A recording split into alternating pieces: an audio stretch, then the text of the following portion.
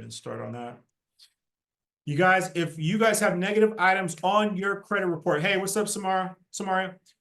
If you have negative items on your credit report, you're in for a treat, because tonight we have our boy, Mr. Thomas Alston, in the building.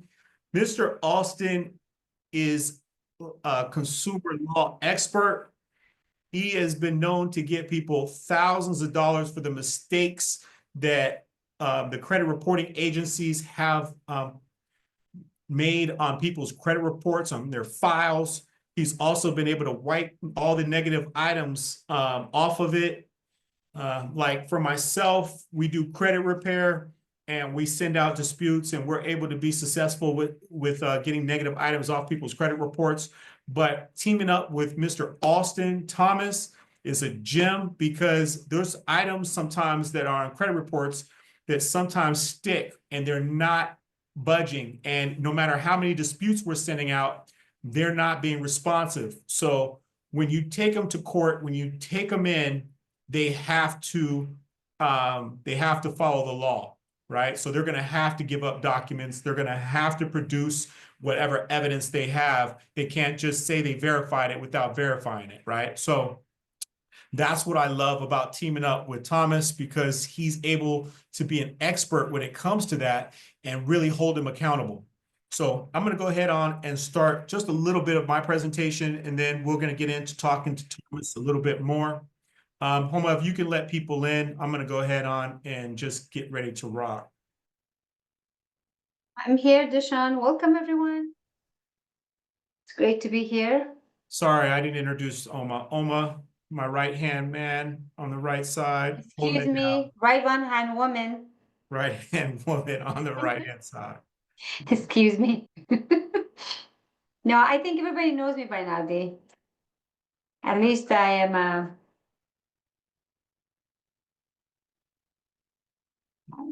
Hello, beautiful Jackie. How are you? Good. Wonderful, wonderful. So let me do like this. All right, so we're going to go ahead and get busy here. 1 second.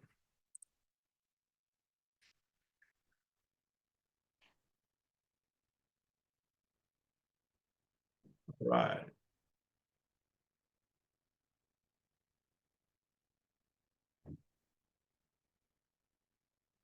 All right. Everybody see my screen all right?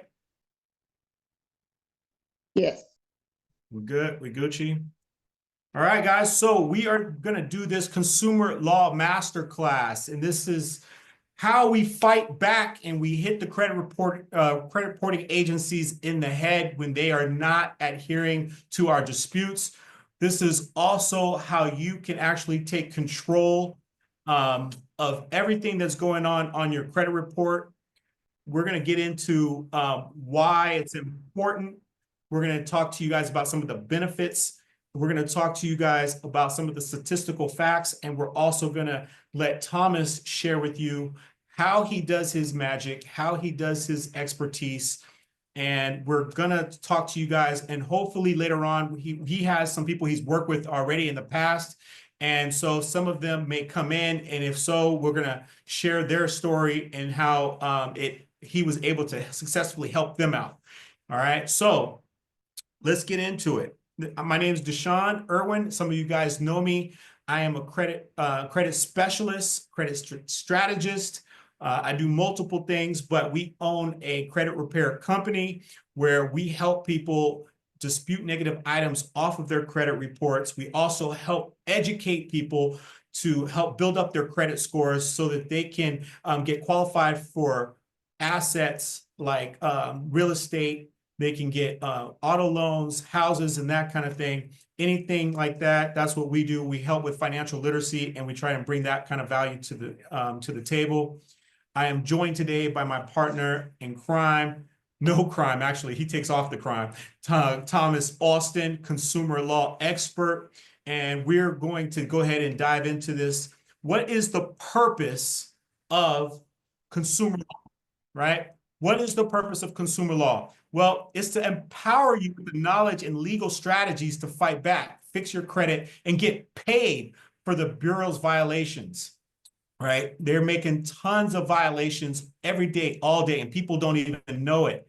You probably have negative items on your credit report right now, and you guys don't even know it or realize it, but you're sitting on a whole bag where you can actually be getting paid for it, and you can get this stuff cleaned up so that you guys can actually get funding, or you can actually get lower interest rates on some of the things that you're applying for, right? So let's get into some shocking facts and statistics about the credit bureaus. This is what we learned. All right. 1 in 5 Americans has an error on their credit report right now. 1 in 5. That's about 20% of the people in America have errors on their credit reports, right? 79% of the reports have mistakes hurting their scores, right? So if you have more than 5 hard inquiries on your credit report, you are hurting your score, right? If you even have personal information that's not reporting accurately on your credit report, that can be negatively affecting your score, right? So just little tweaks and things like that. 250,000 in extra interest for lower credit scores, right? That's crazy, you guys. $250,000 in extra interest because you have these negative items on your credit reports. 8 million disputes yearly, mostly ignored and denied, right? 8 million disputes. That means if you're disputing something and it comes back verified, they are literally ignoring it, or it's coming back as denied, saying that it was verified when it wasn't verified and they never verified it. They have been sued for this many, many times. And that is why we're starting to take things into our own hands. People are getting smarter and realizing, and this is the kind of value we want to bring to you guys, realizing that you guys can actually have some control over your credit reports. And we're going to show you how. So 70% of the complaints say bureaus don't resolve the issues. They don't resolve the issues. And when they don't resolve the issues, we have to be able to use the law so that we can fight back, right? So let's talk about the benefits of litigation, right? What I love about this, like when me and Thomas have been talking, what I love about this is that when I do credit repair and I'm sending out dispute letters and we're using all our different strategies, right? Sometimes they won't even respond to our clients. They won't even respond and say, hey, we received your dispute, or we're denying it or updating it or anything like that. Well, when you go into litigation and we take this route, we get to hold the companies accountable. We get to hold Experian, TransUnion, and Equifax accountable, right? We're forcing their hand to have to do something, right? The other part that I love about it is that when we catch them in mistakes, which we do, we can get financially compensated for it. And you can get financially compensated heavily in some cases. Some people have like $100,000 that they can be getting compensated for. And we can kind of talk about that a little bit later, when you can have damages and you can prove certain things that happen to you because they make these errors and mistakes on your credit report, right? So it enforces the fair credit reporting, right? The FCRA, Fair Credit Reporting Act, that was initiated by Congress, they are being held to a certain law, and we're able to enforce this law and take, as citizens, take this law and use it against them and make sure that they're doing what they're supposed to do. This is a very fast and effective way of disputing negative items on your credit reports, right? It literally, you can get things off in 30 to 60 days. Sometimes it may take a little bit longer. It may take 90 days. But imagine that. Imagine you have 2, 3, 4, 5 items on your credit report, and then all of a sudden you take it to litigation, and in 90 days, everything's wiped off and it's all clean again, and you can start rebuilding and living your life again, right? So that is definitely huge benefits of litigation. Also, when you go to litigation, it uncovers a ton of different violations that they are causing, right? I mean, just talking to Thomas, he was just sharing with me all the different things that, all the different things that happen on people's credit reports that, you know, I had no idea that were violations being caused, and he's reciting the different laws and he's going through all those with me. So that's very important. It improves your credit and your finances, which you guys already know. It stops those collection companies from harassing you, and it prevents future issues. Meaning sometimes even with when we dispute as a credit repair company, there's reinsertions, right? So we'll dispute, get some things taken off someone's credit report, but then it gets put back on, right? So it could be something as simple as we're disputing a negative item, and we're saying that this address isn't ours or whatever, and then because somebody else's credit card has that old address on, and then that gets put back on and gets reinserted back onto their credit report. And there's many times, there's other instances where we get reinsertions, right? So it may come off because maybe they didn't adhere to the rule of their 30-day investigation, but later on, they come back and they throw it back on, right? So benefits of litigation, these are some. When you go through litigation, there's no reinsertion, right? There's no reinsertion. So that's huge, right? So protection from reinsertion, which I covered, it works almost 100% of the time. I mean, when I'm doing credit repair, I can literally say we're getting about 80%, but when you can go to litigation and get 100%, that's ironclad. That is why I love partnering with Thomas, because then I can make sure that my clients have that option to where if they're in that situation, we can take it to another level, right? So yeah, removing sticky items from negative items from credit reports. Now we're going to go ahead and talk to Mr. Alston. Mr. Alston, let me come out of this real quick, guys. Let me stop sharing. Mr. Alston, welcome to the gang, man. Welcome to the table. Good to see you this afternoon. Let's see. One sec. Let me get off my live here, and let's get off this one. 1 second. Let's see. Stop. All right. Thomas, man, introduce yourself, brother. I did my best to try to share what I could about your expertise. Drop it on us, man. What do you want to know? I mean, I'm a paralegal. I'm not an attorney. I work with attorneys. Sometimes work attorneys, sometimes we don't. But I've been doing this for 2011. Nice. In the credit space. 2009 probably total, just consumer law. Nice. You know, I don't do as many cases as a credit repair company because it's more entail. But like I said, over this, what is that, 14 years? Yeah, 20. man. So Yeah, like, time's going fast. for the most part, you know, it's like just like you said, it's 100% almost. One thing that you said, it's not always faster. Mm. You know what I mean? You know, it's litigation. A lot of times it is fast, but that's not a automatic thing. Yeah. But yeah, I mean, you know, when you use the law, you can tackle any issue. So, you know, we can get into the specifics. Yep. You know, everybody got different stuff. Yep. So when you say when fast is relative, right? So, and typically, what's the time frame or turnaround frame that you typically see when you're handling your litigation? So there's two portions of it. There's the dispute part of it. Okay. Outside of litigation, and you got to submit your disputes. But I normally tell people 60 days to 6 months, because sometimes it is fast. You know what I mean? You know, a lot of times it is fast. I mean, a lot of times you'll file a lawsuit, 20 days later you're negotiating, and you can get results quickly, you know, after.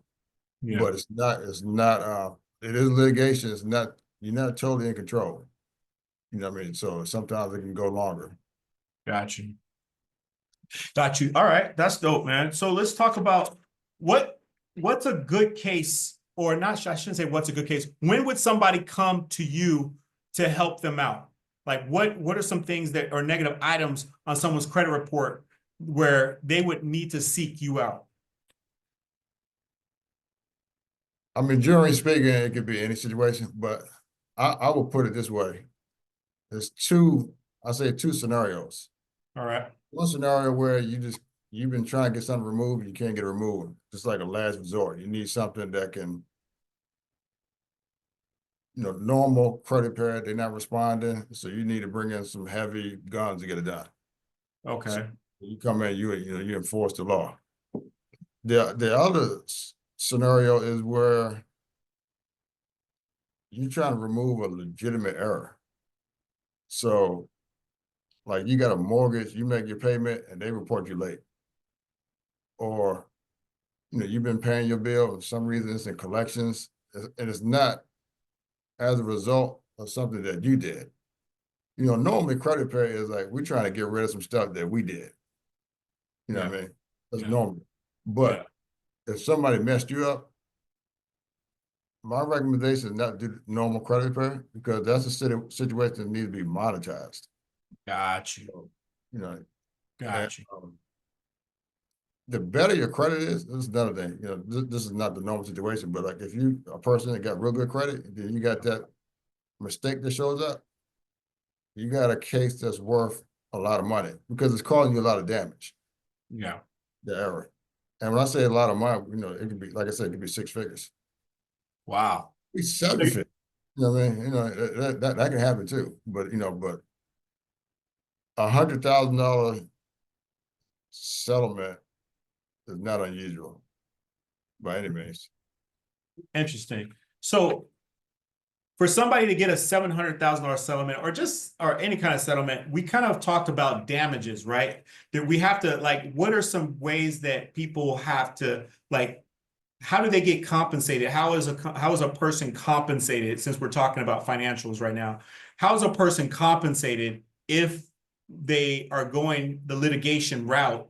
You were talking to me last night, I think it was about the different damages or different ways, emotional distress and all that kind of stuff. Can you kind of shed some light on that?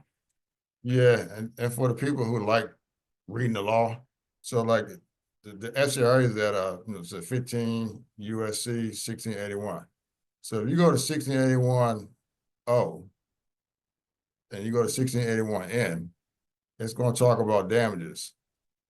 So you go to 1681 O, you're going to hear about a term called actual damages. And actual damages comprises mainly 2 things, really 3, but they call it economic damages, like when you have what we call lost credit opportunity. Uh-huh. Like you apply for credit, you get denied. See, the thing is, it's not exact formula. Now you get denied credit, what is that worth? You know what I mean? Because like you try to go into debt, you got denied. So it's not really like an exact formula. So I don't know if I can explain it well in this part, but those denials, let me put it like this. There was one case where the person had 6 denials, I think over a period of a year and a half, Uh-huh. and they got $106,000. Wow. So that's how I equate it. I equate it off of what got awarded before. Okay. And sometimes you have situations where you get denied a loan, you can't refinance, and then you do have a loss. So you would have got a loan that would have saved you money. Yeah. And as a result, you didn't get it. So now you actually suffering, you're paying extra interest. You can calculate that and, seek damage on that. But the reason why these cases are good, you get paid for your emotional distress. So, when your credit messed up, you're distressed. Right. You're distressed trying to go through the dispute process. You're distressed. You might have to worry about your job. You might have security clearances you got to worry about, but it causes you distress, and you can get paid for your distress. And Absolutely. those numbers can get pretty high. Got you. That's okay. So there's emotional distress. There's financial damages as well, and there was another one, wasn't there? I was trying to call it economic. The other ones are, out of pocket. You spend some money on monitoring, credit repair. Uh-huh. Small one. The other big category, just to recap that, economic damages, called a lost credit opportunity. Lost credit opportunity, okay. So, you know, and then emotional distress, and you say out of pocket, something out of pocket, you know, whatever you spend out of pocket, letters and so forth. Yeah, The other thing I was mentioning was that 1681, I believe 1681N. There's a thing called statutory damages. okay. And that says, so say you don't have any actual damages, you can still get statutory damages. Now you gotta, the violation that they commit has to be more egregious to be able to get that. What is statutory? Can you elaborate on what statutory damages would be? And statutory damages, so the word statute means law. So it's like damages, just the law allows you this damages regardless of whether or not you suffered any damages. So it's like Okay. by statute. So like Congress, when Congress creates a law, it's called a statute, Ah, statutory damages. Now the statutory damages itself is not a lot. It's only $1,000. Now you always get your attorney fees. So you always, the law also says you get attorney fees in those same sections. But if you qualify for statutory damages, you also can qualify for punitive damages. So like in one case, the person didn't have any actual damages, but he did have statutory damages. So he got $1,000, but then he got an extra $80,000 because he qualified for punitive. And wow. that was back in 2008. So the numbers would be higher now. Because the way they based that number, Yeah. they want the number to be big enough to hurt the company to some degree.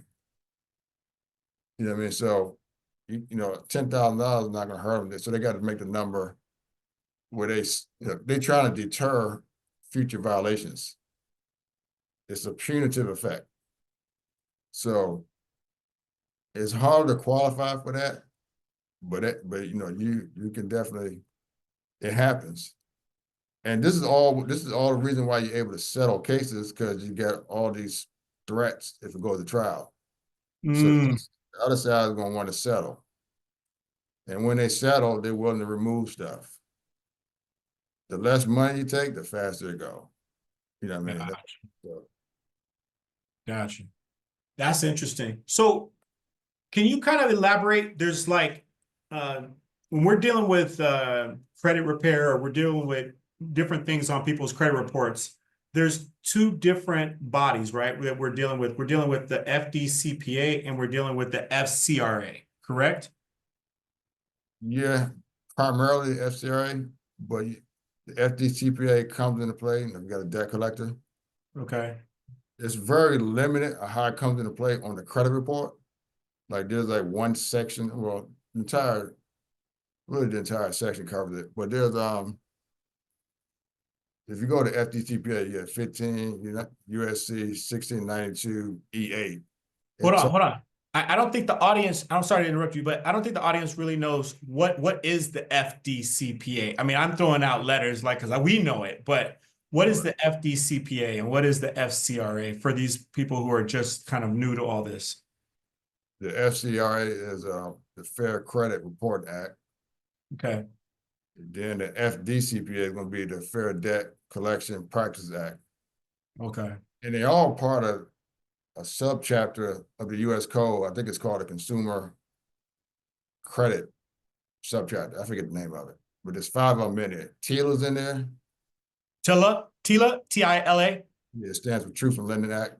Truth in Lending Act. Yeah, the Equal Credit Opportunity Act, ECOA. And then you have, there's one for, what is it called? The ATM, the automatic payments, the disbursements, the EET, electronic funds transfer, with the ETFA, I forget it. You know, the automatic payments. Yeah. That's regulated also. Okay. Yeah, so it's something, I forget the name of it. And then the credit repair is in there too. Credit repair organization, they're regulated. Right. So that's 6 of them. But yeah, so the FDCPA is the Fair Debt Collection Practices Act. That's only going to apply to a debt collector. And so when you got a collection, that could be implicated. It's also implicated because I can sue them under the FDCPA that had nothing to do with the credit report. As a part of the settlement, I'm asking them to take it off. So that's how they kind of interact sometimes. Okay. So I All may. right, cool. may- So can I we may- get into like, all right, so there's the FCA, this FCRA, FDCPA, that's when we're dealing with collections. FCRA, that's when we're just dealing with like late payments. FCR is all the above. It's anything on a credit report.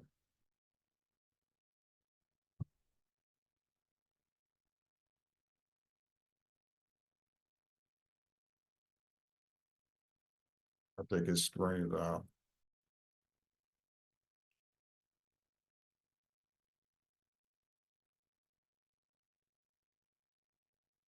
Is Dishawn off? My bad, fam. Internet took me off. Go ahead. I was saying that the Fair Credit Reporting Act covers any and everything on a credit report. It's all encompassing. The FDCPA covers some activity on a credit report. Cool. So let's kind of talk about like, what's the process that somebody is going to go through if they come to you to try to get something off their credit reports? So the first thing you do, you always got to know what's on a report. Okay, so where do you normally pull your credit reports from? I'm going to always suggest you go to, I guess, the two sources. Go to www.annualcreditreport.com. I'm sure everybody's familiar with that one. Now, that website is owned by those three boroughs, and it's like codified in the law. Like, if they don't give you the report when you go there, I can sue them under section of law 15 USC 1681G. So I always want to go there because there's more information there in those reports. And if they don't give it to me, it's going to give me an opportunity to sue them. I'm always looking for leverage. Because I might sue you for A just to get leverage to get rid of something on the report. Mhm. So you go there or you go directly to their site. But the main thing is you got to know what they reporting. If you get identity IQ, it's kind of third person. He say, she say. It might not be exactly what they saying. You might sue them and say, look, you reported this. They'll say, nah, that's what they did. We didn't do that.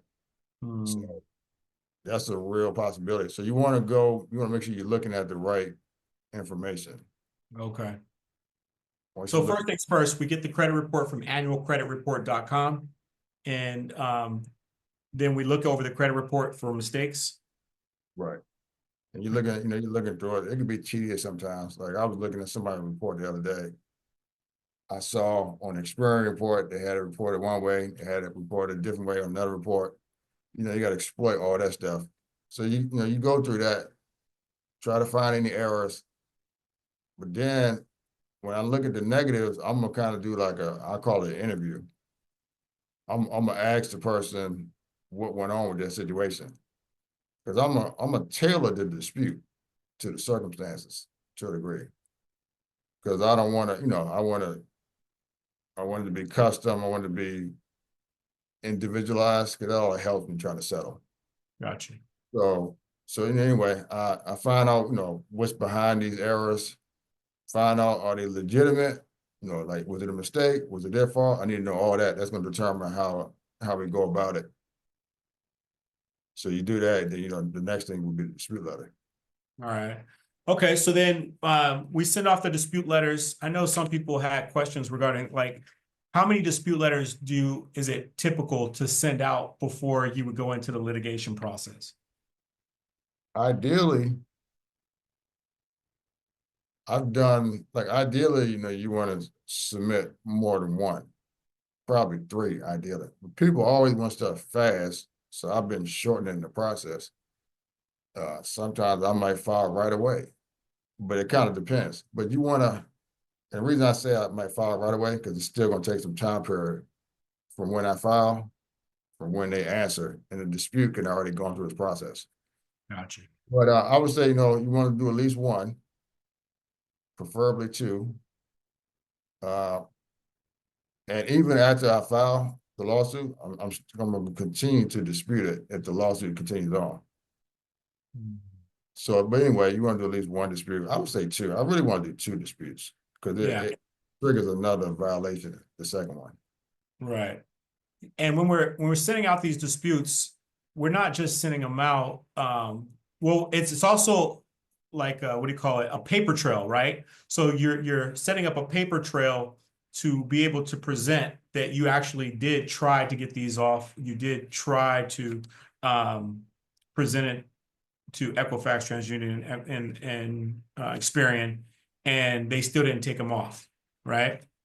That's a good point because look, the difference between the FCRA, the Fair Credit Reporting Act, and the Fair Debt Collection Practice Act, one of them is strict liability and one is not. Strict liability means you messed up, you liable, point blank. I mean, there's a defense you can make called a bona fide error defense. It's hard to do it, but it's a strict liability. If you violated the law, you did something the law said you can't do, you can be sued. Now, with the Fair Credit Reporting Act, it's not strict liability. So they might mess up, but it's like a negligence standard. And really, you really got to dispute it before you can bring your best claims. So if you don't send that dispute letter in there to the credit reporting agency, you're not going to have, I'm going to cite the section, you're not going to have a 15 USC 1681 I claim. That claim is based on how they investigate. So, and then the same goes with the furnisher. You know, when you file a lawsuit, you're suing a lot of different people. You're suing, let's just say, the bank that's reporting it and all the credit reporting agencies that are reporting it. That's why the money add up, because a lot of people. So, but yeah, you got to dispute it to really trigger the liability. Now, you can sue them without disputing it, but it's limited. You only can sue the borough, you can't sue the furnisher. Do we know what the furnisher is? The furnisher, did we explain that? No, the furnisher, I mean, that's pretty self-explanatory, I think. The furnisher is whoever is putting the negative item on your credit report. You guys got that, right? Okay, so we send out at least 1 to 3 disputes depending on the case, right? Depending on the person's depending on the person's file, if they have it's definitively something that was theirs or not, or if they have a really strong case, then you can send out less letters. Otherwise, we're trying to build up a case to be able to take them to court, right? Yeah, I would say just generate 2 of them, but actually, if it's a strong case, I'm gonna prefer to let it build a little bit because that's more money. But you know, it all depends on how fast they need it removed. Yeah, true indeed. And everybody seems to want it removed as fast as possible, right? Right. Yeah.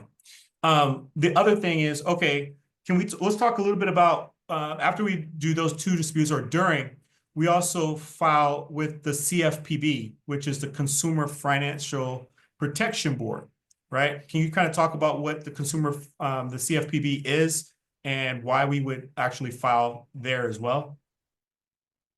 So, you know, with this whole consumer law space, there's a lot of, what's the word I want to use? I guess a lot of ideas on how you do stuff. So a lot of people get the CFPB because they think it enforces stuff better. I don't look at it that way. I use the CFPB because it's faster. So as opposed to going to mail it to the post office and having to wait, say I'm in DC, I got to wait till it gets to California for what, who's in California? Experian, I think. I forget where they are. Yeah, we got Experian out here in Cali. But yeah, so it's faster. I still get to track it because you got to track it because you need to be able to prove that they got it. So the CFPB, I'll use it, you know, when I do my first dispute letter, or the second one, either one. It's a method. It's a way of submitting the dispute. Can you talk about what it is? What is the CFPB? I don't think a lot of people on here know the CFPB. It's a government agency that like before, I think they came in 2015. But the Federal Trade Commission was in charge of overseeing the credit reporting agencies and the whole credit space before. FTC. The FTC was. Then they brought in the CFPB. Elizabeth Warren, she's a senator now. She's a senator in Massachusetts now. Like when Obama was in office, he created that, the CFPB. And I think she was the initial person. And anyway, so they oversee this credit reporting space. I see. I think y'all heard about the lawsuit against Experian that they filed recently. Yeah, that was a big one. Can you talk a little bit about that? You don't know? I don't know enough about it. And I'm gonna tell you the truth. People in this space that sue, Yeah. we might say we want stuff corrected, but we don't because we want to keep suing. So like, but yeah, It's crazy. right. All right, so cool. That's the Consumer Financial Protection Board. So we'll send off 1 to 3 letters, and we'll also send it via the CFPB at the same time or in between time, correct? Yeah, either or, you don't necessarily have to do both of them, but make sure you do one of them. If you mail it, just make sure you can track it. Yeah. Send it certified, because you need, you got to prove that they got it. And if you do a CFPB, they're gonna track it for you, and it's cheaper. Now, that's why you CFPB, because we send out a lot of dispute letters. You do save money by using that route. Got you. All right, so now we get responses back from the credit reporting agencies. They're not budging on taking the negative item off someone's credit report. Now what? So that's gonna be expected. It's gonna come back. Sometimes it's removed. And I'm surprised. I'm used to it coming back and it's on there. That's part of the violation. That's part of the elements of the claim. That's part of the reason why I'm suing them. I asked y'all to correct it, y'all didn't do it. So that's why I'll be in court. So I'm expecting the report now to be fixed. So that comes back. If it's time to sue, if we on that second dispute letter, I'm gonna write a second dispute letter. I'm gonna ask them, okay, look, I asked y'all to correct this, y'all didn't correct it. I don't agree with the results. The reason I say it that way, because this is triggering another violation on the 1681 IC. This is all strategic. I'm gonna ask them, say, look, I would like to see how you did this investigation, because that's I'm invoking another statute. But then I'm gonna ask for another investigation. So, and if I got some other information to include, I'm gonna include it. If I don't, I'm probably invite them to call me during the investigation. I'm gonna give them something to do, because when they don't do it, and I'm in investigation, I'm in the lawsuit mode, I'm gonna bring that up. Look, I think you could have called me and we could have cleared it up. Why didn't you call me? Because the reason why they don't do a lot in the investigation, because they're just trying to save money. So they got all these rules like don't call nobody, don't just check this system, whatever. And it's very limited. And once you sue, you want to be able to kind of like point that out and magnify that. Got you. Like, yeah, I was kind of disappointed. I remember a case that we were working on together, and we just sent the simple letter, and they actually ended up taking it off the person's credit report. I mean, that was horrible. I was like, we were hoping to. They did it the second time, all right? I think we got them in the first round. Yeah, I think it was, yeah, exactly. But right. Even in a situation like that, you can still take up litigation. You were saying that kind of surprised me on that one as well. With that particular situation, I think I see that person's name in the chat thing. I see the last name. Yeah. Well, yeah, there's a lot of those in here, so I don't want to put their information out there. No, yeah. But in that particular situation, it was a debt collector. So they wouldn't get sued either way. Even if they corrected it on the first go around, they would still get sued. But yeah, if you dispute it and they don't correct it, that's a violation. They don't get rid of that violation because they corrected on the next dispute. That's like if somebody punched you, you know what I mean? And then they came back to punch you again, but they didn't. Yeah. They still committed the harm the first time. So yeah, so the harm is still there, you can still sue them. Got you. That makes sense. Hey guys, real quick. I want to give you guys the opportunity to be able to talk to Thomas tonight and be able to present any kind of questions you guys have. Or also, if you have a case or you're looking at your credit report and you want to see if it's a good case, I want you to be able to ask Thomas a little bit about that as well. I know we're just kind of diving in. I don't want to bore you guys too much with us talking and dialoguing back and forth. I just want you to know that we are going to give you the opportunity to be able to have a couple words and say whatever you want to say as well. And then Thomas and I, we're going to be going live and doing this on YouTube as well. So if you guys ever want to jump in, even if it's not on YouTube, we may just do it inside of our school group community, and where we can just listen to people's cases and kind of let you know if it's worth the case for us to fight it through litigation. We want to give you guys that opportunity as well. We've been talking about that. And then also later on, we may get into trying to see if there's people out there like you guys that are interested in learning how to do litigation. We might open that up as well. So we're going to be doing this more than once, you guys. We're going to be having these kind of conversations and these calls. We're also going to be presenting certain case studies for you guys to be able to take a look at and see how we were able to get negative items off people's credit reports, and then how we were able to reward them with compensation financially. So just want to throw that out there as we continue to kind of build on the process of how this all works. All right. So so where we're at now. So at this point, Thomas, we've sent out the dispute letters. We've sent CFPB. Now where are we at? They're not budging. So let's just say we're at the point where we're gonna do the lawsuit. Okay. So like if I'm working with somebody, I'm gonna write the lawsuit up. I'm gonna draft it. And so let's just take a scenario where I'm gonna take a scenario where there's no attorney involved. Okay. I'm going to send email the lawsuit to the person, and I'm gonna tell them, look, you need to file this in this court. It's always $405. I'm gonna have some other papers that you gotta file along with it. It's not a lot, but you know, it's like 3 different types of documents that you need. And I'll just name it real quick. It's the lawsuit. There's gonna be a summons, and then there's gonna be like a cover sheet, a case information sheet. I'll just explain that. I say where you got to file that and so forth. So, and it could be filed. You can mail it. Usually, you can't do it online. Sometimes you can. Most times you can't. And you might have to. You can go in and do it also. Now, when you go in to file it, they're gonna give you a case number, and the clerk is going to stamp that summons at some point. But anyway, after you do that, and I'm also gonna explain. Once you file a lawsuit, now you gotta give it to the people you sue. They call that serving the defendants. So let's just say we sue Bank of America, Equifax, TransUnion, and Experian. Yeah.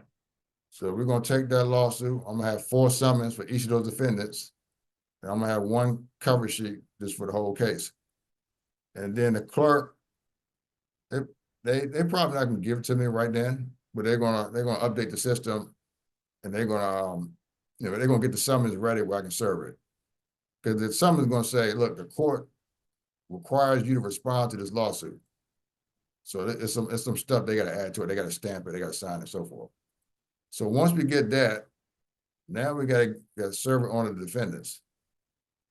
I'm not gonna take a whole lot of time to explain it, but you gotta serve the resident agent. So like that's who you serve the lawsuit on. And you go to the Secretary of State's website to find out who that is normally. There's a website, e-secretaryofstate.com, that have them all listed on there. So anyway, you find the resident agents, and then you got to serve them. Once they get served, they got 21 days to respond to the lawsuit. Mm. And then that's when the fun begins. That's when you get the chance to start getting this thing resolved. Gotcha. I call it fun, but some people don't like it. Some people don't like talking to because the attorney's gonna call you, they'll ask you what you want. You know what I mean? But you gotta be ready. Look, you want this thing off your report, you gotta talk to them. I mean, you don't have to talk to them, you can email them, but you wanna be flexible. You wanna be able to do it however you gotta do it to get the result you want. A lot of times it's email, most of the times. And you know, in that situation, the person would email me and I'll tell them what to say and we go back and forth. But every once in a while, sometimes a phone call is needed. So, but the bottom line is they're gonna be, you know, they're gonna be ready to negotiate something. And it's money on the line, and it's the, you know, the correction of the report. Gotcha. Gotcha. All right, that makes sense. Okay, so that's how it can be done very fast. And then in some instances, when it doesn't go that fast, is it basically just the emails going back and forth between you and the defendant, or the client and the defendant? Yeah, sometimes it can be negotiation that drags it on. And that's totally on, you know, man, it's gonna be, you know, you're gonna be self-aware of that because you're gonna realize, you know, I want this, they're not giving me that, that's what make it go on. Sometimes, I'll give you one example. One debt collector, he wasn't offering any money. And he was just saying, we'll take it off. And you know, sometimes that's okay, but I was like, we can't do that here. I mean, it's all strategy because I was like, look, I don't need this debt collector to take it off.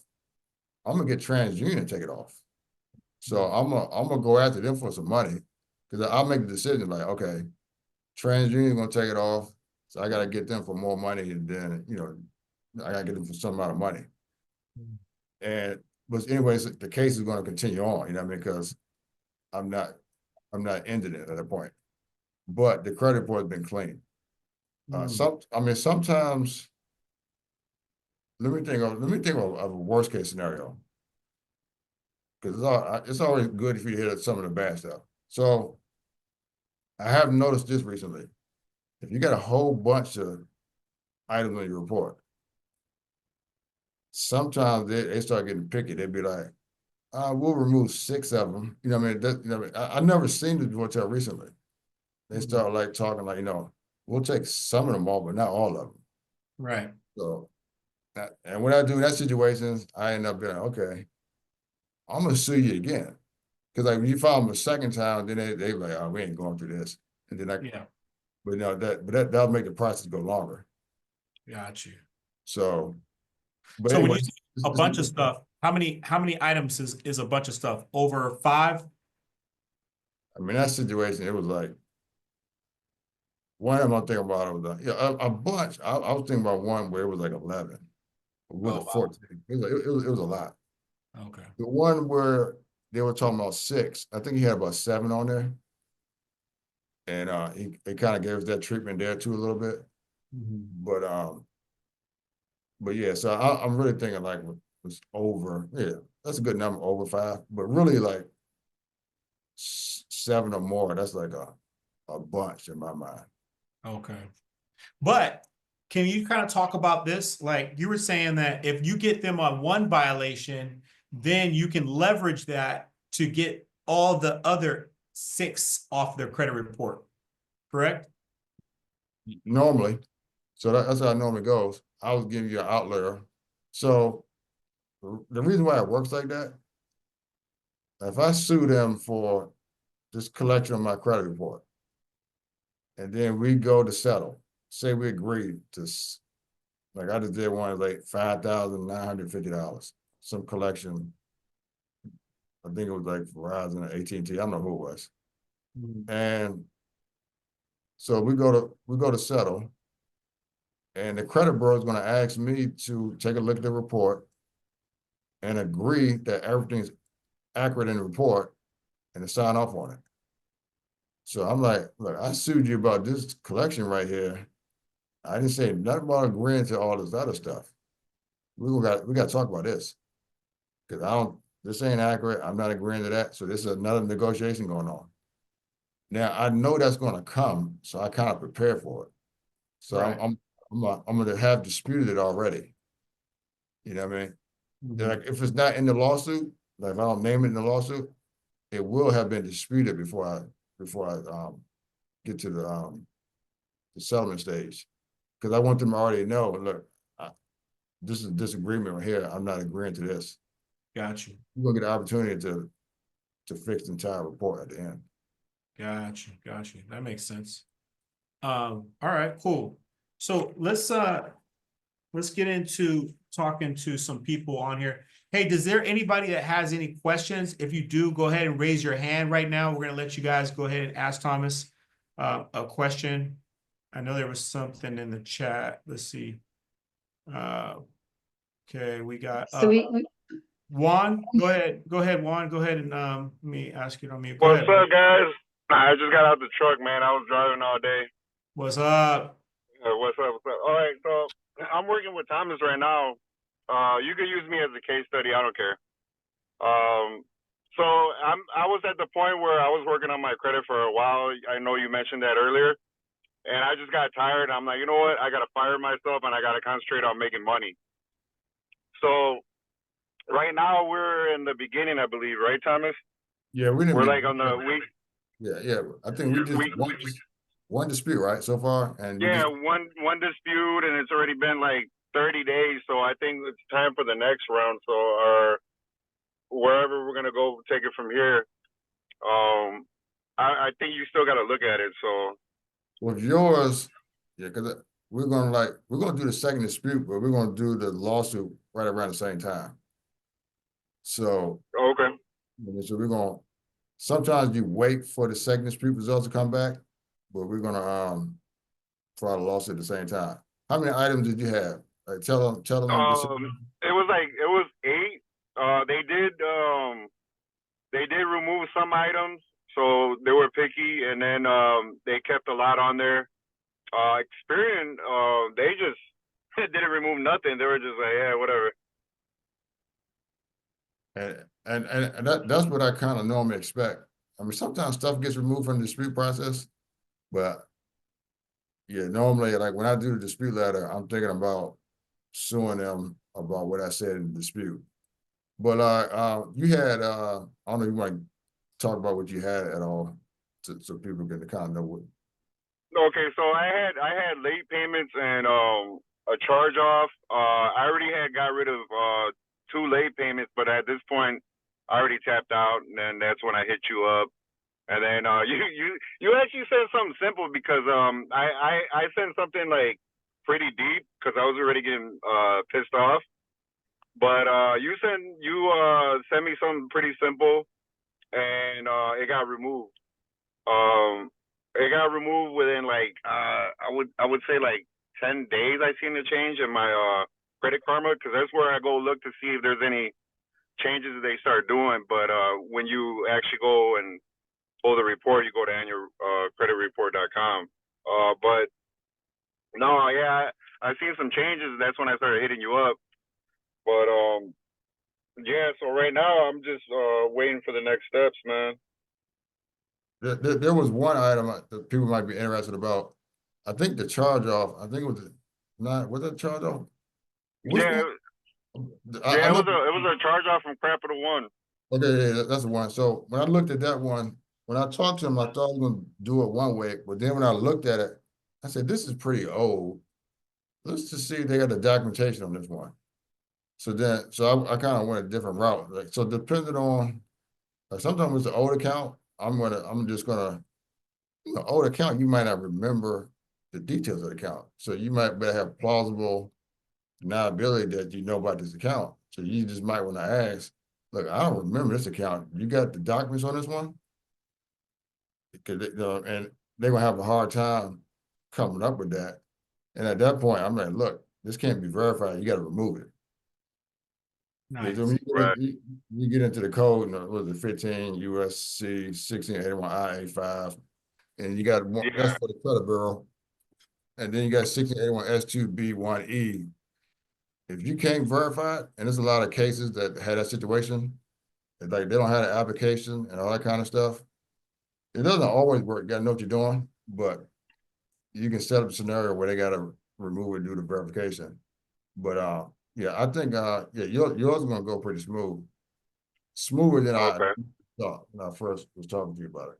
Nice, nice. Hey, Juan, you gotta make sure you come back on, man, and drop your testimonial when you get your stuff all Yeah. cleared up. All right. Yeah, no, I'm actually gonna do some content where I talk about that, where I'm like, hey, sometimes you just gotta fire yourself, man, and you know, Yeah. get For somebody sure. else on it and get to making the money. That's right. That's right. Big things popping this year, man. Thanks for your Yeah. question, man. Thanks for coming on and sharing your experience with us. We appreciate you. Hey, for sure, man. All right, cool. Hey, Jackie, go ahead and unmute yourself, girlfriend. How are you guys? What up? What up? Hey, Hi, John. Thomas. How you doing? So I just wanted to kind of go over the process, what I understood, how it would work. So let's say we hired you guys. First, Dishawn, you would send in 1 to 3 dispute letters. And depending how those goes, then Thomas would take over the case. From start to finish, possibly like 9 months, would you say? In that 9 range? months. No, whoa, No? whoa. And sometimes, and sometimes it's not me taking, it's not stopping there, like Jackie, like it's not Thomas taking over the case. Like Thomas is gonna be like hands-on with it the whole time with us, Okay. right? So sometimes when it comes to us, when it comes to us and we see your case and we talk it over, Mhm. I will look at it and say, okay, this is definitely a case for Thomas to get involved, and he'll help out, or he will actually be the one drafting the actual dispute letters because he wants to draft it so that he can take it to litigation, right? So, Perfect. and it's not necessarily 1 to 3 letters. It could literally be 1 letter. It could literally be 2. It really depends on your case and what he feels like it's going to be able to do, right? So if you came to me and it was like, sometimes clients come and we're helping them out and they have a lot of stuff on their credit reports, like 30 and 40 items. Those aren't good cases that I'm going to send to Thomas, right? Those are cases where I'm going to have to try to get things down into a place to where it can actually be packaged to where we can send it to Thomas, you know? Oh, okay. You know, and then, you know, there's some people who just want to go straight into litigation. They don't want to go, you know, the regular dispute process route. They want to go, they're like, hey, I just want to sue. I want to make sure that we go straight into litigation. And if you have, you know, items on your credit report and I bring it up to Thomas and he's like, okay, we can work with you, then, you know, then you qualify. And that's kind of how that works. Perfect. And how do we contact you guys? You guys have a website or? Yeah, I mean, right now, see, Thomas, you don't have a website or anything like that, right? You go through school. I mean, is it really they go through you and then, Yeah, I mean, I have a website, you know, it's www.dtifinancialliteracy.com. You book a consultation call. I'll be able to talk to you first, look over your credit report. In that kind of situation, if you do have a case that needs to go to litigation, then you'll meet with the legal team, and that is Thomas. And we'll end up working with you on that. Or, you know, you can find it on social media and all that kind of stuff as well. Perfect. Great. Thank you. Thank you, guys. Thank you, Jackie. Thanks for I dropping in. think, I think the best way to contact would be joining the school group. Through that, you'll be directly contacting Dishawn, and Thomas is there as well, I believe. Great. right. Thank you, Oma. My pleasure. Mr. Kofi, go ahead and drop it. Good to see you, my friend. Good to see you. Guys, thanks so much for what you guys do. Hey, Jackie, nice seeing you again. So, I wonder, I'm sure you be getting this question quite a bit. So I think you probably you already know this, Dishawn. So I'm coming from a different credit repair company where we went through round 5, round 6. I have access to those letters and responses from the credit bureaus. Wouldn't that be, because I'm looking at myself as, I guess the credit bureau is looking at me as an individual, whether it's come from credit repair 1, 2, 3. Wouldn't that be a good case where, oh, by the way, everyone, I'm already part of the client. I'm also already part of a client. So I just started maybe a week or 2 weeks ago. I wonder, maybe can we just go straight to litigation? And then, I'll send you all the letters and responses. Wouldn't that be a good candidate to just go straight to litigation in that case? I'll let you And I've handle that, seen- Tom. Okay. so the question is, I would say, I don't know. I would guess no. Sometimes those letters, they don't really cause harm, but they're not done in a way where they're trying to be enforced in court. So like when the credit repair company is doing a dispute letter, they're not thinking about court. So the way they're doing a dispute, they're not gonna give me an argument to make in court. Like for example, and I took a look at yours. Yours actually came out a little better than I anticipated as I took a look at your stuff. So, so somebody, if a credit repair company may use a tactic, they may say, give me an example of the Dishawn, like what may be said in the credit repair. Let's just say, we'll say dismissible purpose 1666B. This was not supposed to be put on my credit report. I didn't give them permissible purpose to be able to put this on my credit report, and it's reporting. So it might be kind of vague.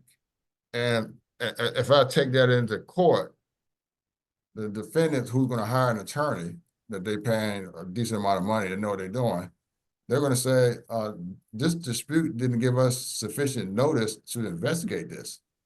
And they can win that. So I got to make sure when I do the dispute, I'm giving them sufficient notice about what's actually wrong. You know what I mean? So, and like I said, my method is going to be tailored to the situation, tailored to the story. Like, for example, I might be disputing, it could be a situation like this. The account got charged off. Prior to it being charged off, there was some type of misunderstanding. I was trying to make payments. I was trying to set up payment arrangements, but the company wasn't getting back to me. And I wanted to pay them. They just was unresponsive. Then they sent me the charge off. So that nuance, it needs to be included in the credit report. You know what I mean? Because I was trying to pay y'all, but y'all, it was on y'all. Like, I'm gonna try to put the blame on them. Mm-hmm. And if you know how to argue good enough, you can make that stick. So, but it's that particular, you know what I mean? So like, I can't use that argument unless I send a dispute and say a certain thing in the dispute. I completely understand what you mean. The specificity of the letter, you're right. I think many of my letters are, hey, we're never late. Can you change it to pay on time? Or, some pretty general. Okay. All right. Sounds good. I don't want to, hold the call for just, You're good. personal case. I think Dishawn, I can get in touch with you and then, You got it, Kofi. All right. Hey Cool. man, we're Thanks, gonna be doing this often too. So as we're going through your case as well, man, once you get your testimonial, man, come back on, man, and bless the community and let us know Absolutely. how that Yeah. all worked out, Yeah, absolutely. All right, thanks for coming on, brother. We'll talk to you Thanks, soon. guys. Yeah. Peace. Samaria, Miss Barnes, go ahead and bless us. Hello, my love. How are you?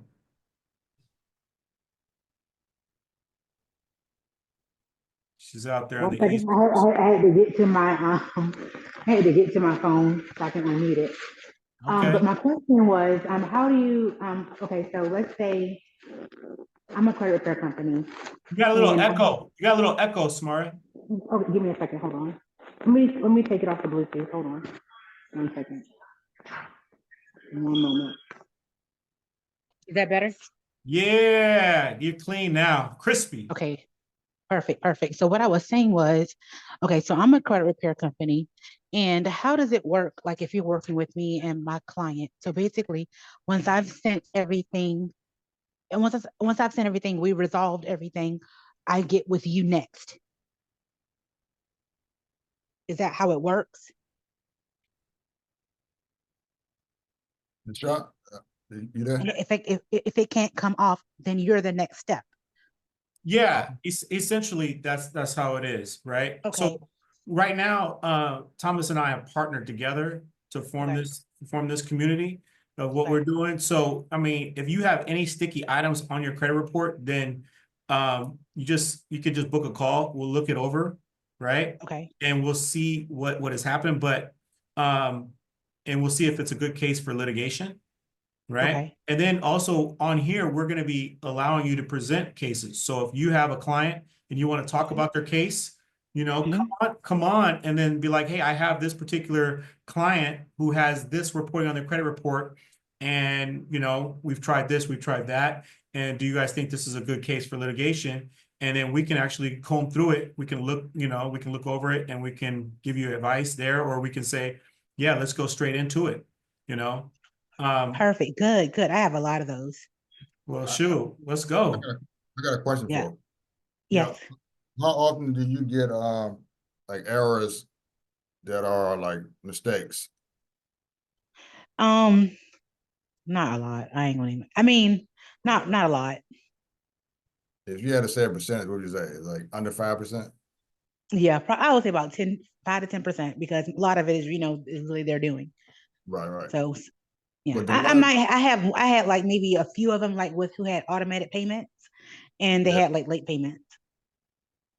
those are good. They might be worth, just to throw a number out there, 30,000.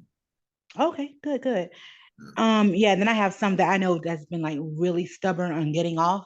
So I guess once once I'm talking about like 3, 4 rounds. So Mhm. once we get to that point, maybe 3 rounds, get with you guys on the cases. Yeah, we can do. Okay, Absolutely. awesome. And then I have another question. And this is just a personal case. So let's say do you guys do anything with litigation on business side? Like a business credit report? I I haven't done business credit report, so Okay. Well, don't worry then. I won't get into it then. Right. Thank you for dropping in, Smart. We'll talk to you soon. Okay, no problem. I'll have plenty for you. Yeah, let's go.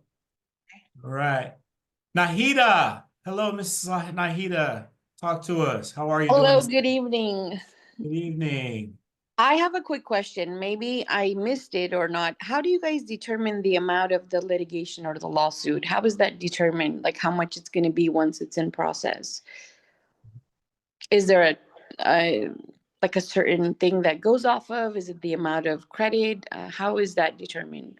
you mean how much like the lawsuit is worth, Yeah, how much money come in? like when you submit the lawsuit, how do you know how much to ask for? How is that determined? Oh, that like when you make that initial determination, it kind of doesn't matter. Like, so you can say $1 million and like nobody gonna hold you to it. Like it don't necessarily mean it's worth $1 million or any of that. So a lot of times I don't even say a number. I'll say an amount that the jury awards. So I won't even say a dollar. But sometimes for legal purposes, like the lawsuit has to be worth at least 75,000 to be in federal court sometimes. So you might want to say $75,000 if that's be in federal court. But the way I really answer that question, like I'm gonna exaggerate the number that I put in the lawsuit, you know what I mean? But I'm gonna have an idea what I think is worth going into it anyway. I may think I'm only gonna sell the case for 25,000, but I may say 250,000 in the lawsuit. Okay, so that you will make that decision based on how severe the issue is, or the, Yeah, okay. yeah. It ain't that important. Like the other side not looking at it really. I mean, it could be important, but it's not gonna be important in the situation that we're dealing with. Like they're gonna ask you, like when they contact you, they're gonna ask you what you want. They're not even gonna look at what the lawsuit say. Do you have to justify why you picked that amount? Do I have to say because of this, or no? You just pick that amount because, Yeah, you can just pick them out. You don't have to you do, I mean, you gotta justify, you gotta say what happened to you. But like it's real vague. I got emotional distress because they didn't remove it. I'm frustrated, humiliated. Like we might do some sample lawsuits so you can see how it looked. okay, thank you. Or you rocking with the stuff? Nice, nice. Thanks for coming in, Nahida. Appreciate you. Appreciate you guys. Thank you. Absolutely. Mr. Ford, what's happening, my brother? Good to hear from you. Hey, what's going on, Dishawn? How are you doing, man? Doing good, man. Hey, Doing good. I have a question, and I know you and I already talked about this, Dishawn, but this question is for your guest here.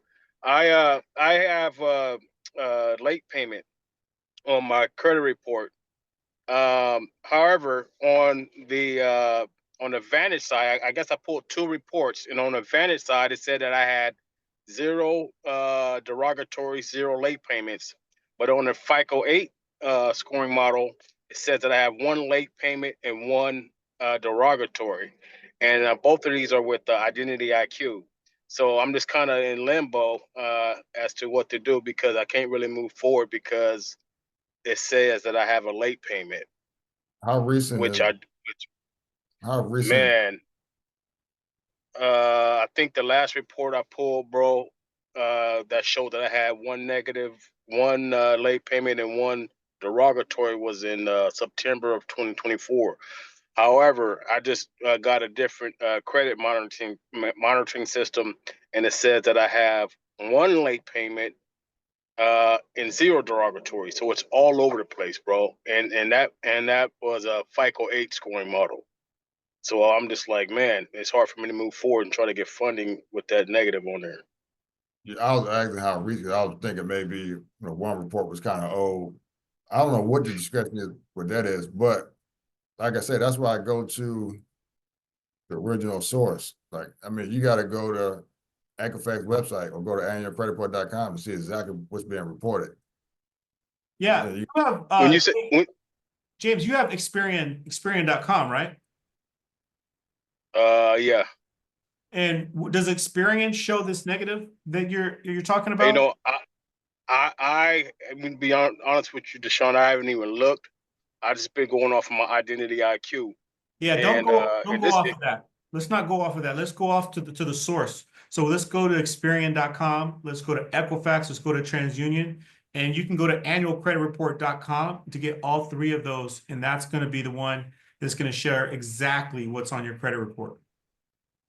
And it okay, says, and you say I can I'm sorry, real go quick. ahead, bro. It says annual, but you can pull it every week. But go ahead. Okay, is that the one you get a free one? You get a free one every year, or you can get a free one every week, or what's the deal with that? It's every week since COVID. So And you can Oh, get, okay. we put the link inside And of that the chat too. okay, bet. And that when I guess when you asked me how old that was, that late payment was in 2023.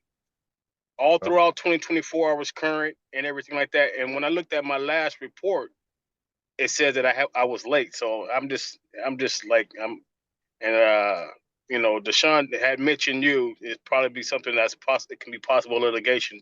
Honestly, don't know, but it's definitely, really infuriating, to be honest with you. yeah, you can definitely get it off. Let me ask you this.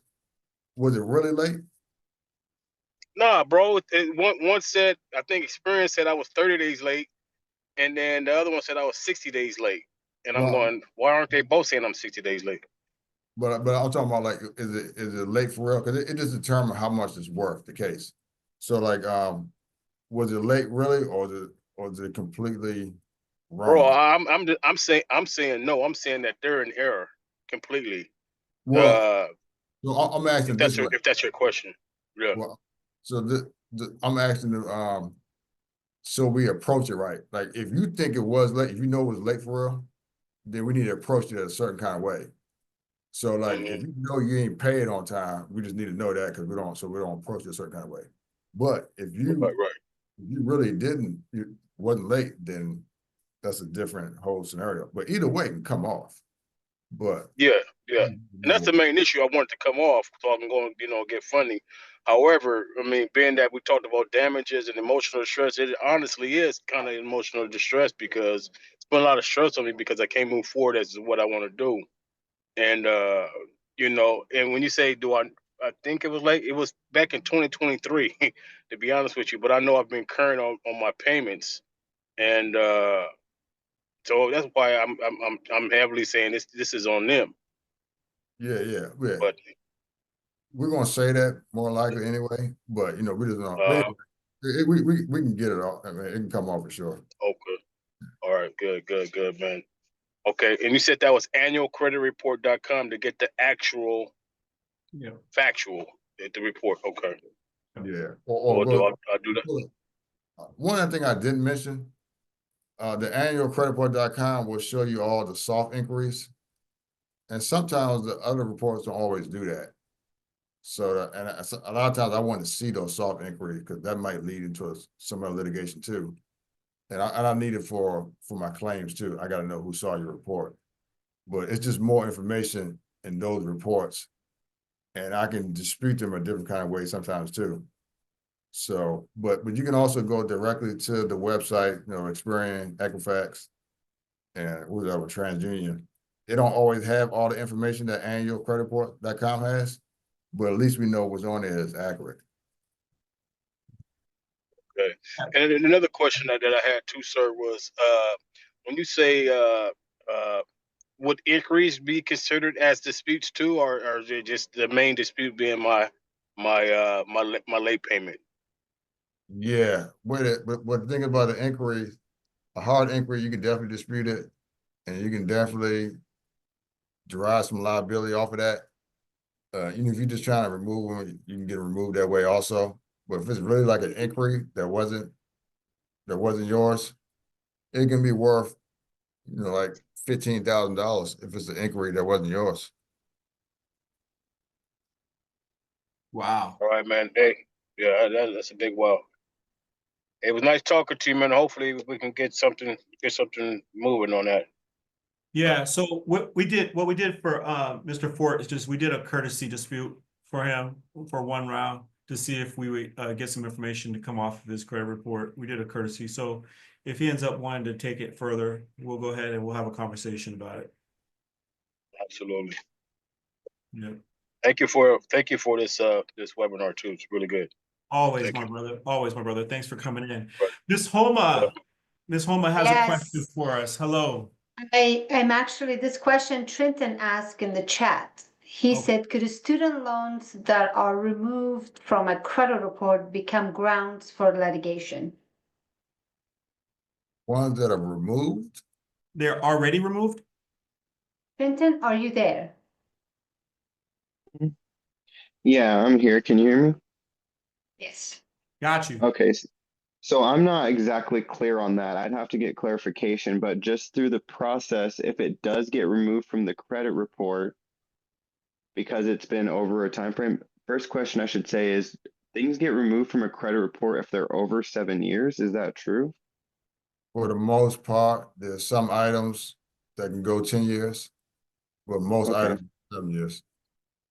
Okay, and then if it was removed from my credit report and then it affected life afterwards, would that be student loans? Would that also be something that's fair game, or would that be a different ball game? It's going to depend, it depends if a violation occurred. Like you said, if it was removed, I had to know more about what exactly happened. Let me think of a scenario where it could be compensation. I mean, if you disputed it and they kept it on there and eventually got removed, and when you did that dispute, if 2 years hadn't gone past, yeah, you can still sue in that scenario. What I thought you were saying, 'cause a lot of people with student loans, a lot of times they wanted to get it taken off their report because it messed up their debt to income ratio. I thought you want to ask that type of question. Can you get them removed from the report? Okay, That's gotcha. not, yeah. Yeah, thank you for that answer. I don't think it's anything like that. I'll probably have to do some more researching to make sure I'm in line with what I need to know too. Cool. Yeah, man. So, what are some cases that you do not touch, Thomas, when it comes to litigation? I don't like doing public record bankruptcies just because it doesn't compensate well. Now, it's because we got a certain way that we charge. A lot of it's based on how much the people we sue want to pay, and they don't pay a lot on bankruptcy. They just want to remove it. Yeah. So I don't like to do those really. Got you. Right on. Hey, does anybody else have any other questions, any cases they want to bring up, where anything on their credit report where they think they may have a case or they want to talk about it? Go ahead on and raise your hand now, or go ahead and unmute yourself and speak on it. Otherwise, what we're going to do is we're going to have this conversation again at least monthly. where you guys can come on. If you know somebody who has a case where they're having a hard time getting off their credit report, or they have a case where they know that they definitely didn't do it, and it's reporting on their credit report and it's causing them any kind of damages, feel free to drop in, and I'll be putting this the link inside of the school group. Hope you guys are in our school group community. If not, jump in the school group community so you can know when we're dropping our next call. We're going to try to do these more frequently because we know there's a lot of people out here that need this help and these services. And we're going to try to be there for you guys as a community, in the community. So, I have to say this class was really impactful. I mean, the time passed so quickly. We're still, here. So that's awesome. Thank you so much, both of you guys. yeah, almost keeping me track on time. She was like, "You're going over. You need to cut it up, wrap it up." So I don't want to speak too much. We have a lot to be able to cover. Next kind of calls we're going to be doing is we're going to actually be showing you guys some case studies. We're going to show you some testimonials. Thought we were going to have it tonight, but we didn't. So what we'll do is we're going to actually show you the process, and we're going to be like literally walking you through what it looks like as far as the documents and that kind of thing as well. And so, yeah, we'll just keep dropping value to you guys and keep bringing this kind of information. So once again, thanks for stopping in. Thomas, did you have any last words you wanted to speak on, brother? I don't think so. Thomas is a man of very few words unless it's on paper hitting up the credit reporting agencies and the furnishers. That's what's up. Hey guys, thank you guys for stopping in, and we will see you guys on the next call. Peace.